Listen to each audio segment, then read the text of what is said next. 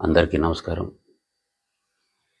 Railway బడ్జెట్లో ఏపీకి తెలంగాణ కంటే ఎక్కువ ఇస్తున్నట్లు చెప్పిన గతంలో ప్రకటించిన రీడెవలప్మెంట్ స్టేషన్స్ కార్యక్రమాల్లో తిరుపతి, విశాఖ, రాజమహేంద్రవరం, నెల్లూరు స్టేషన్లు ప్రధానంగా ప్రస్తావించారు. వాస్తవానికి ఈ స్టేషన్లు గత బడ్జెట్లోనే రైల్వే శాఖ టెండర్లు పిలిచి పనులు చేపట్టింది. వాటిని కొనసాగిస్తూ నిధులు కేటాయించినట్లు ప్రస్తుతం ఆ శాఖ మంత్రి అశ్విని వైష్ణవ్ మీడియాకు నిన్న వెల్లడించారు. వాస్తవంగా కొత్త ప్రాజెక్టులు ఏపీకి పెద్ద ఎత్తున లేకపోయినా ఉన్న వాటిని సరిపెడుతూ తెలంగాణ కంటే ఎక్కువ ఇచ్చినట్లు చెప్పడం కొసమెరుపు. వాస్తవంగా 10 ఏళ్లుగా ఏపీకి రైల్వే శాఖ నుంచి పెద్ద ఎత్తున పెట్టుబడులు వచ్చిన పరిస్థితులు లేవు. వాస్తవానికి ఏపీ విభజిత ఆంధ్ర తర్వాత తీవ్రంగానే నష్టపోయింది.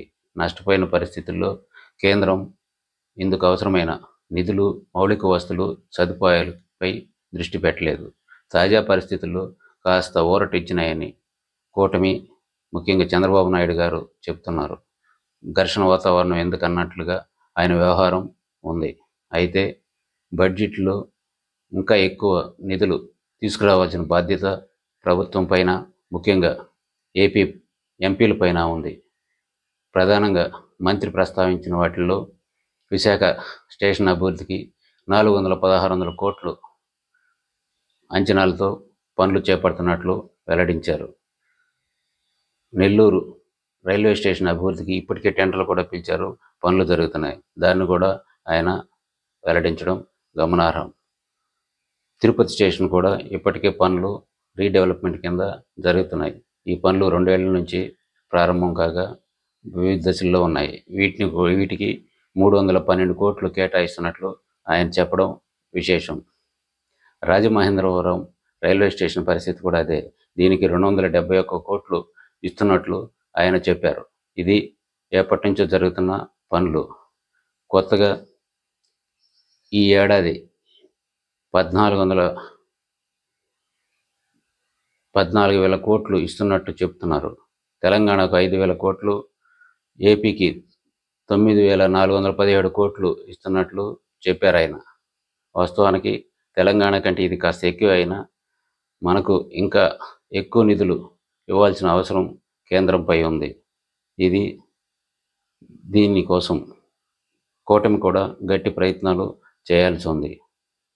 2014 నుంచి ఏపీలో 1949 కిలోమీటర్లు డెవలప్ చేసినట్లు మంత్రి చెప్తున్నారు.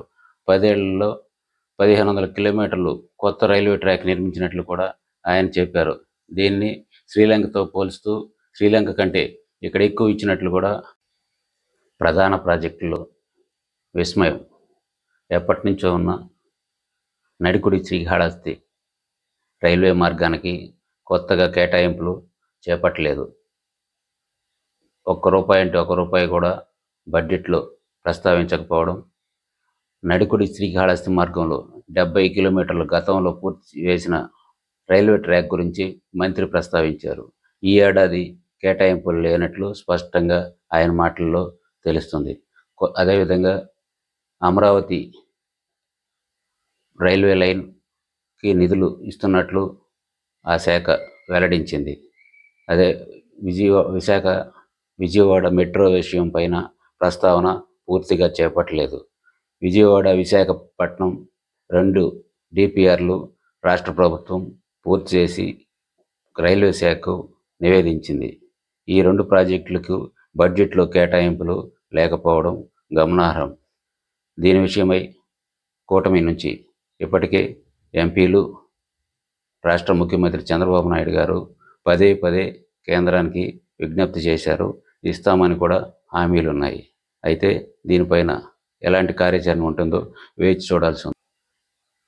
విజయవాడ, గూడూరు మధ్య నిర్మించిన 3వ లైన్ ప్రస్తావన చేశారు. ఇది ఎప్పటి నుంచో ఉన్న ప్రాజెక్టు. ఈ ప్రాజెక్టుకు నిధులు కొత్తగా ఇచ్చింది ఏమీ లేకపోగా చేసిన పనులు చెప్పుకొచ్చారు.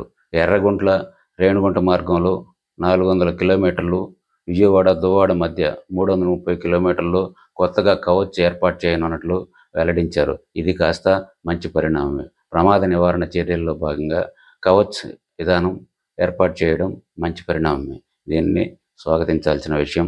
దీన్ని మరింతగా విస్తరించాల్సి ఉంది. ఇలా ఈ బడ్జెట్లో రాష్ట్రానికి పెద్దగా వనగూరింది ఏం లేదు.